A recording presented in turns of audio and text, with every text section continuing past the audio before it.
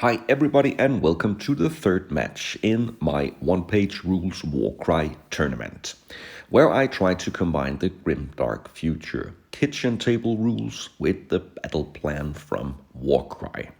Check out the rules in the description or watch the first and second match of this tournament. In this third match, we will begin with the battle plan, and the first card is the terrain card. So let's see how the terrain will look. And something like this. Next up, the deployment card.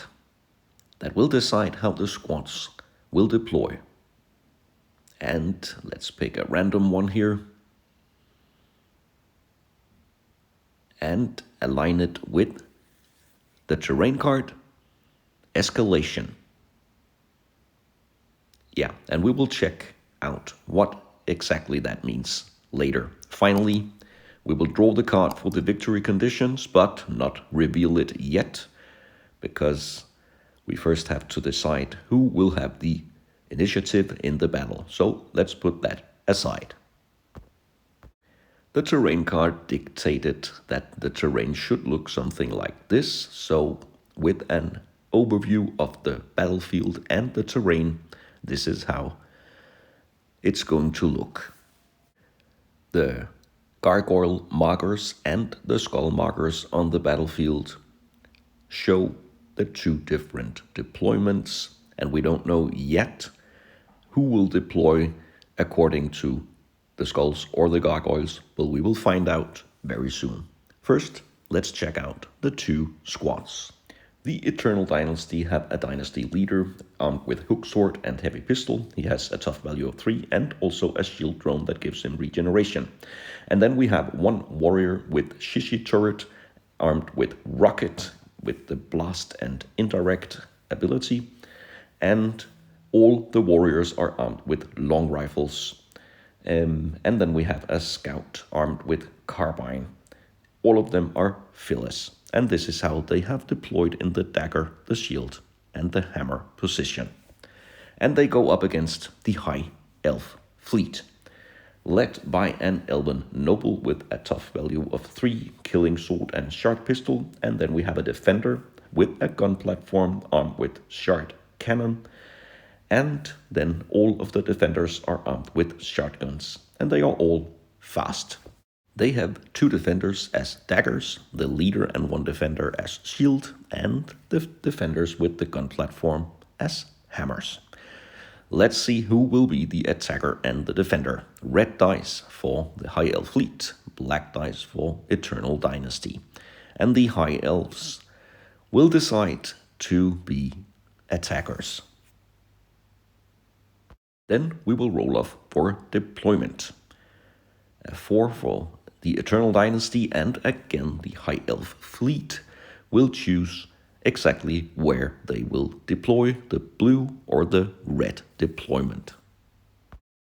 The High Elves chose the blue deployment, and only the shields will begin the battle on the battlefield. The daggers and the hammers will be kept in reserve, and they will enter the battle in the second round. They are lined up at the edge of the battlefield, exactly where they can enter when we reach round number 2. But to begin with, only the shields are on the battlefield. And what are they fighting for? This is the sudden death mission. The player who will win the priority roll will place 1 objective anywhere on the battlefield more than 6 inches away from other objectives and more than 6 inches away from the battlefield edge. And whoever controls both objectives in any battle round will win. Again, the 2 sides will roll a die to see who will activate first and place the objective markers first. And this time, Eternal Dynasty won the roll-off. So beginning with the Eternal Dynasty, the objective marker is here in the lower right section of the battlefield, close to the shields and also where the hammers will enter the board. The High Elves have put the objective marker on the first floor of this ruined building on the top left of the battlefield. And remember, whoever controls both will win. Let's go to round number 1.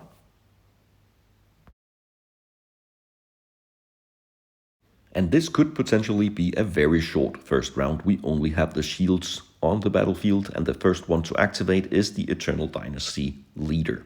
He moves with his shield drone closer to the center of the battlefield. The High Elf Defender here activates next. He seeks cover inside the ruined building close to the objective marker. Next up, a Warrior. He does more or less the same, moves back, takes cover behind the wall, and he will guard the objective. And that leaves the Elven Noble to move a bit closer to the corner of this building. She will stay out of charge range of the Dynasty leader, but she will be able to reach him because she is fast. Remember, we play by the kitchen table rules where all distances are cut in half. And that was already the first round. At the beginning of the second round, the hammers and daggers will be able to enter. Let's go to round number 2. And the Eternal Dynasty will activate first, and the Warrior here with the Shishir turret enters the board. And he immediately fires his rifle against the High Elf hiding behind the ruin. He will need a 5 to hit because he is in cover. And the turret will fire its rocket. It would normally need a 4 because it's indirect fire and ignores cover, but it also has a -1 when it has moved.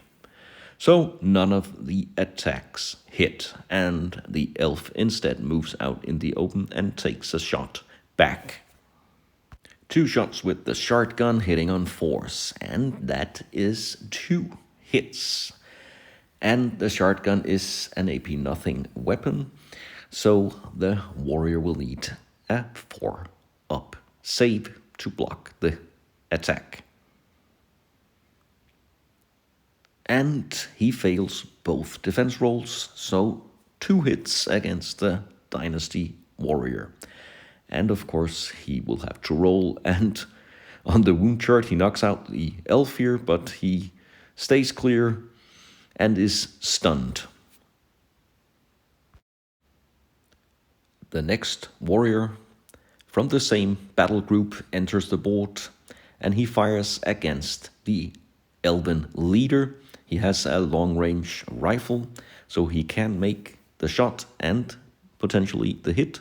He will need a 4, and he hits the target. It's an AP 1 weapon, so the Elven leader will need a 5-up save. And the roll is a 4, and that means 1 hit. And 2 wounds left for the Elven Noble. And that changes the plan, because she could have charged the Dynasty leader, but now she has 1 wound and the Dynasty leader has regeneration. It could be a pretty risky move. Instead, the fast Elven Noble leader can reach the stunned Dynasty Warrior with a charge, and by doing so, she takes him and the rocket turret out of the game, and that is quite a heavy loss for the Eternal Dynasty, and a good move from the elves. Now the Dynasty leader is on the move with his regeneration defense drone. He takes a move against the objective, but he is not able to fire or reach anybody. And now the Elven Defender brings the gun platform into battle. He cannot fire his shotgun, but he can fire the gun platform shot cannon 4 shots, and he will need a 5 to hit the Warrior. And some of the hit rolls are off screen, but he makes 1 hit, and it's a 6, and that means it's a rending hit.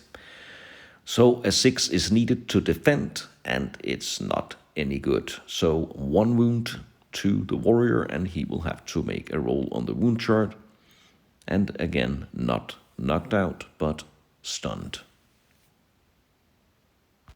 A good move, but that also leaves the gun platform out in the open. And the Dynasty Warriors here with their long rifles can fire up to 15 inches. According to the kitchen table rules, everything above 12 inches will give -1 to the shot, so he will need a 5 to hit the defender. And it's a roll of 5 it is, so he hits. The defender with the gun platform will need a 6 now to defend.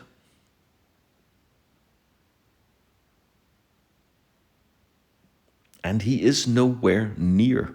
So 1 wound to the elven defender who controls the gun platform, and the roll on the wound chart is it's a 5, and that's a total of 6. So he is actually shot out of the game. So now both the gun turret and the gun platform, they are both out of the match already. The Dynasty leader is aggressively close to the objective, so an elven defender enters the board and fires his shotgun twice, hitting on 4s. And at least 1 hit here, 2 hits, one of them is rending, so actually a really good attack. So the Dynasty leader will begin with the regular hit. He will need a 4, and he blocks that one. But the rending hit is a 6, and he also blocks that. So even though the elf fired pretty good here, the Dynasty leader absorbed it all. And now this warrior gets back on his feet. The other elven defender from the top left battle group rushes as long as he can towards the objective. And the Dynasty scout with the carbine moves 6 inches in cover behind this wall, but he is out of shooting range. And then finally, this last defender will enter the board. He will move in cover behind this plank, and that will be the final activation of round number 2. A lonely Dynasty warrior is left with several high elves in the left side of the battlefield, and the Dynasty leader is on an aggressive move towards the objective. And in the lower right section, several Dynasty warriors have taken position. And here is a look at the casualties from the first round. Both gun platforms are taken out of the game. Now let's proceed to the third round. Once again, the Eternal Dynasty will activate first, and the leader here is determined to reach the objective. He will charge the High Elf with his hook sword, hitting on a 3, and he fails his attack. He only has 1 attack, so now the High Elf can fight back. He also has 1 attack, hitting on a 4. It's a regular close combat attack. But he will hit AP nothing, so the Dynasty leader will defend with a roll of 4. And no harm done. The Dynasty leader will move back 1 inch. And now the Elven leader will try more or less the same. She will charge the Dynasty warrior with her killing sword, also hitting on a 3. And that is also a failed attack. The Dynasty warrior can fight back with 1 attack, hitting on a 4. And he also fails his attack. Nothing happens, and the elf moves back. And even though he has just been attacked and fought and is fatigued, he can still shoot. He targets the Elven defender. He hits with a 4, so it's a solid hit. AP 1, the defender will need a roll of 6 to block, and a 3. And that is, of course, not enough. So 1 wound to the Elven defender, and the roll on the wound chart is a roll of 5. So he is shot and taken out. So far, the objective at this end of the battlefield is unguarded, but that changes now. The defender will move against the objective and he will control it. And this warrior will fire his rifle at the elf hiding behind the plank. He is in cover. He will need a roll of 5 to take him down. And that's not enough. A failed shot.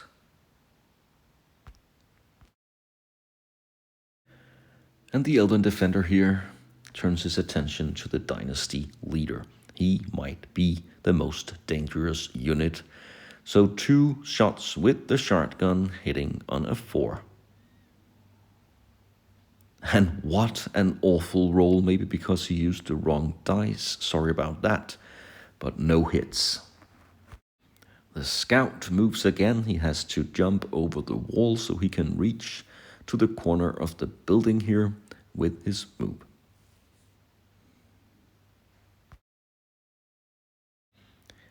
The defender here, who was attacked by the dynasty leader earlier in this round, fires his shotgun twice against the leader, and that is much better. 1 hit and 1 rending hit again. So the dynasty leader will again begin with the regular hit. He will need a 4 and he fails. So 1 wound, and then the rending hit. He will again need a 6 to block that one, and he also fails that one. And that hit cannot be regenerated, so at least 1 wound. He has a chance to regenerate the other with a 5 or a 6, but that does not happen. So 2 wounds, and that could be fatal for the dynasty leader. 2 out of his 3 wounds. A solid hit by the elven defender. And the warriors now have to hurry and move closer. Their leader could be in trouble, but there are no elves in line of sight, so that's all they can do in this round. So the dynasty leader took a nasty hit, and he is down 2 wounds.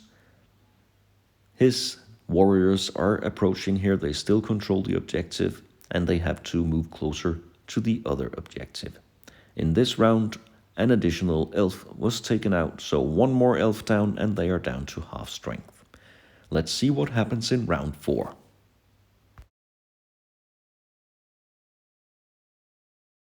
The elves will activate first in this round because they finished first in the previous one, and the sharpshooter elf here will again fire twice. And he hits again. 1 regular hit and 1 rending. The dynasty leader really takes some fire. He manages to block the regular hit, but what about the rending one? He will need a 6, and he fails, and he cannot regenerate it, so he takes his 3rd wound, and that takes him down. Maybe he was just a bit too aggressive.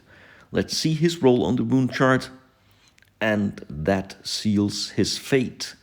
He is knocked out, shot out of the game, and the Eternal Dynasty no longer have their leader.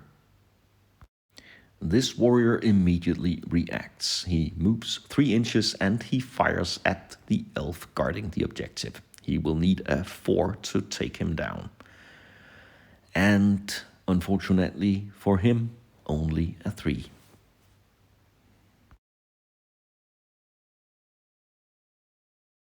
And with the dynasty leader out of the way, this elf turns around and approaches the objective in the lower right section of the battlefield. He hides in the ruin here to stay out of fire. And the scout moves from one building to another. He can fire his carbine twice at the elf here. He will need 4s to hit, and he fires at everything else but the elven defender, hitting nothing. And now the high elf leader, she is still in the battle, and she makes a charge against the warrior. She will hit on a 3, and that looks like a hit. With a killing sword, and that is an AP2 weapon, so the warrior will block with a roll of 6. And he does not block the attack. And the killing sword is deadly, so the hits will be multiplied with 3, so he takes 3 wounds now. Goes down, of course, and the roll on the wound chart as 6, so without any doubt he is cut out of the game by the Elven Noble. Another Dynasty warrior moves up next to the scout. They seem to be panicking now. The High Elf here in the building will move slightly to the right. He cannot fire or see anybody, but he is a bit better positioned.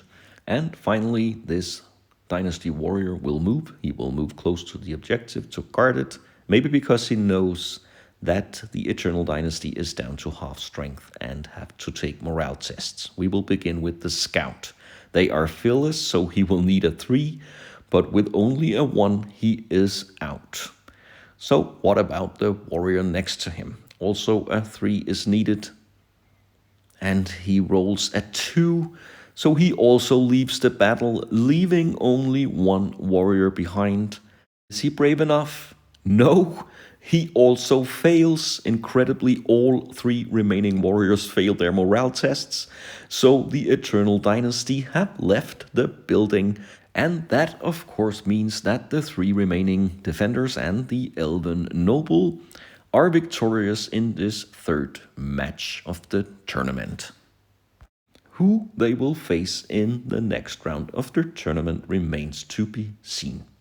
So stay tuned for the 4th match coming soon. Thanks a lot for watching this battle report. I hope you'll join me for future bad reps.